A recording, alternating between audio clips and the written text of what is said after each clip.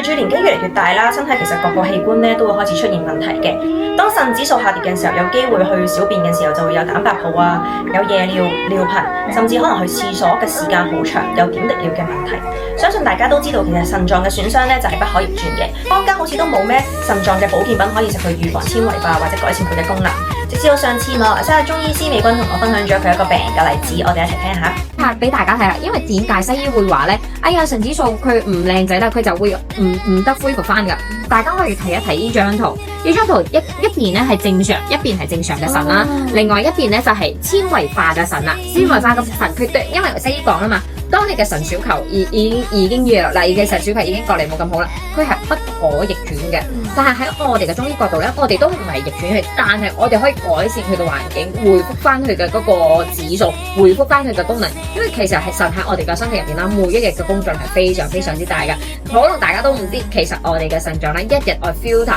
180 litre 嘅血液，所以你諗下，如果你個腎佢個 filter 唔好啦，咁多來佢嘅血指數如果越嚟越差嘅話，咁你到最尾個階段咧，你就可能需要洗腎噶啦。因為我哋呢度都有一個病人嘅 report 啦，佢都會有佢其實服用我哋嘅呢個守護腎啦，大概3個月嘅時間。佢嘅腎指數，因為佢本身自己本身嘅年齡係40幾歲啦，41歲，但係佢睇西醫同佢講，哇，你呢個腎指數基本上80歲嘅腎指數啦，係基本西醫話，我已經冇乜嘢可以幫到你，我可能係可以俾啲supplement你維持住，唔好俾佢跌得咁快啫。但係佢服用咗我哋呢個守護腎大概3個月嘅時間，佢嘅指數都有回升翻。當然啦，佢本身係60幾點，佢回升翻10幾個點，西醫都好 surprise，因為基本上佢冇可能會回升得快，但係佢真係服用咗呢個藥物咧，佢係幫助佢回升。而點解佢會達到回升嘅效果咧？除咗我哋講我哋嘅中藥嘅成分之外啦，我哋其實佢有雙重嘅效果，係因為佢配合咗冬蟲草同埋我哋嘅大馬國補冬加壓力。因為冬蟲草大家都知補腎，佢係由內在幫助你保護嘅腎，而冬加壓力嘅話，佢係激活嘅腎，激活翻嘅腎比起所以大家都知冬加壓力作用，其實佢係激活嘅腎臟比起做工咁解啦。而且入邊仲有一個好重要嘅成分啦，積雪草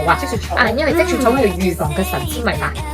可以防止佢繼續惡化，防止佢繼續纖維化啦。